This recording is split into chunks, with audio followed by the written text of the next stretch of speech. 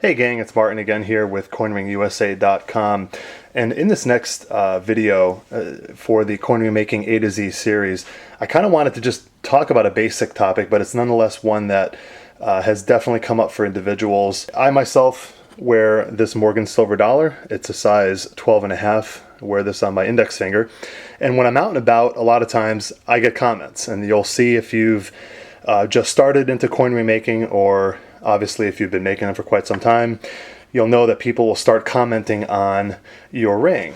A lot of times the next question besides, how'd you do that, is, hey, can I get one of those? I'd love to have one. I found that the easiest way to deal with that situation, so to speak, is to strike while the iron's hot. The key really is to get their correct size. And the best way that I've found to do that is to carry one of these around. This is a set of ring sizing gauges. They're made of metal, of course. And I got this off eBay, and they're under 10 bucks. I mean, I think it was like $6 or $7 delivered. So I literally have about 3 sets of these, so that when I am out and about, I can actually size somebody's finger right on the spot.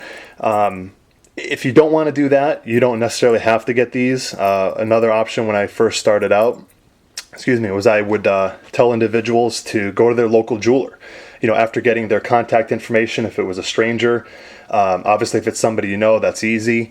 But if it's an individual that you don't know, someone that comments on your ring, someone at the grocery store, that's typically where it happens to me, is at the checkout line. Sometimes it's even the person who's behind or in front of me in line. So, you can do that by just letting them know to go to their local jeweler. You can also tell them rather to go to a big box store like Walmart or Target, and you just have them go to the jewelry counter and have them size the finger rather that they want the coin ring on. But again, I just found it's a lot easier to strike while the iron's hot, and so for myself, on my right ring finger, I know that I'm a size 10.5, and so you might be able to see that little 10 right there with the line through it. That means it's a 10.5. What I have found the proper way to size somebody's finger is, when you're using one of the gauges, you want to ideally be able to have the gauge just slightly drag over the knuckle. Again, it's a personal preference. Some people like a slightly tighter ring. So in this instance here, this is a 10.5. I know that I can wear a size 11 on this finger, but it's going to be loose. 10.5 is kind of a little bit on the snug side. Ideally, I can go up a quarter size from this snug point, so that would be 10.75. This is a pretty accurate gauge for this individual. If you met me and I liked one of your coin rings and you had one of these gauges on you, you would know that this is a pretty comfortable fit. It's not too tight. For example, if I went down to a size 10, you would see that it goes over a little bit harder. It's a little bit harder to get over my knuckle. So again, it's more of like what they would call a comfort fit. And so this is how you would use these finger gauges. Again, pretty simple to use. I got this off eBay. You can probably even get it on Amazon, but it's literally under 10 bucks. They do make them in plastic. I prefer just to have the metal so that there's no give at all. And this goes from size 0 all the way up to a size 13, and it goes down in half sizes. So 13, 12.5, 12, 11.5, 11, all the way down. So that's the first option. The second option, if you have an individual, somebody gives you a ring, like this is a wedding band, and you go ahead and you put it on the mandrel because you're trying to get the correct size of it. You'll notice here, there's size 10, and then it disappears. So when you're sizing an existing ring of a customer, one of their a ring that's on their finger, they'd like to replace that or have a coin ring to put on that same finger, you want to actually sort of imagine the middle part of the ring, because this is obviously thicker than the ring finger gauges, so you can see the difference there. You actually go ahead and take the ring, put it on the mandrel, your ring sizer rather, and you'll notice that roughly it's about at the halfway point that the number 10 disappears. So that would indicate that the inner part of this wedding band, of this particular ring, is a size 10. So you know that a size 10 will fit them, especially if that's what they're currently wearing. If that seems a little bit tight on them when you go ahead and size it on the ring sizer, you know that you can go up a quarter size for more of what can be called a comfort fit. So keep in mind that this is going to be a lot different than when you're finish sizing a coin ring. So here's another, actually ironically, another 1918 Walking Liberty half dollar that I've sized for a customer. And you'll notice that this one here, when you go ahead and put it on, as you know, the reeded part of the coin, which was the outside of the coin prior to forging it into a coin ring, this part is thicker. It's thicker on the inside, even though I've actually shaved out part of the inside here to make it fit better, a little bit more of a comfort fit. To get the accurate measurement, the accurate sizing, you actually want to take the reeded part of this coin, of your coin ring, and go ahead and put that onto your ring sizing mandrel, and you'll see where it stops. In this example, it stops at 9.5.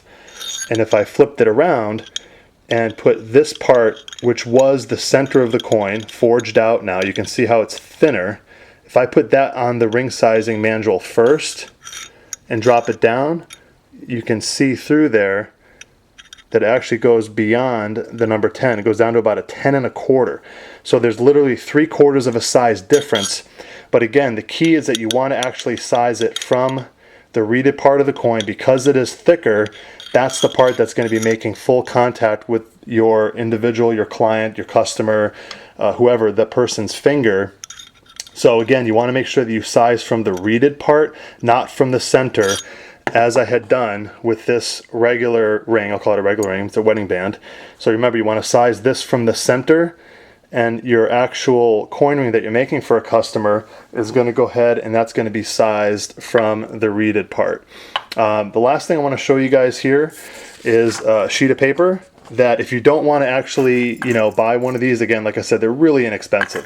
Or if you don't want to tell the person to go to a local jeweler or a box store, I'm going to put this in front of you guys here. You're going to pull out the old iPad.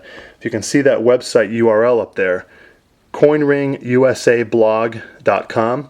This is my new blog that I started recently in response to a lot of customers' requests, actually. The videos are great, but a lot of times people like something that they can read, something that they could actually even print off. So here it is, guys. CoinRingUSAblog.com. And under one of the tabs here on the side where it says tips and tricks, it's actually the first post that I have up here for tips and tricks. I actually talk about the different options for sizing. So when you scroll down on that page, and I'll expand this a little bit here, you'll see that it says ring sizer, and there's directions. If you double click on that on your laptop or your home computer that's hooked up to a printer, what will actually pop out is this sheet of paper. It comes out at 8.5 by 11, but I cut it. But this is a properly graduated ring sizer made out of paper. So you follow directions, you literally cut this outline of this piece of paper out, you cut that little slit right there, and you can actually, on the spot, on the fly, if you got a bunch of these, I actually printed off about a dozen of them just to show individuals, but you can actually use this piece of paper here with the graduations, and you can properly size an individual's finger. Like I said, if you run into somebody and you want to be able to size their finger to make a coin ring, if you guys want to have this, again, it's a free PDF at my website. Again, it's CoinRingUSAblog.com. There it is again. Feel free to go ahead and share this video with others, and feel free to subscribe to this channel if you haven't already by clicking on the button in the lower right hand corner. Hey, thanks a lot for checking this out. Thanks for watching, and we'll see you guys on the next video. Bye for now.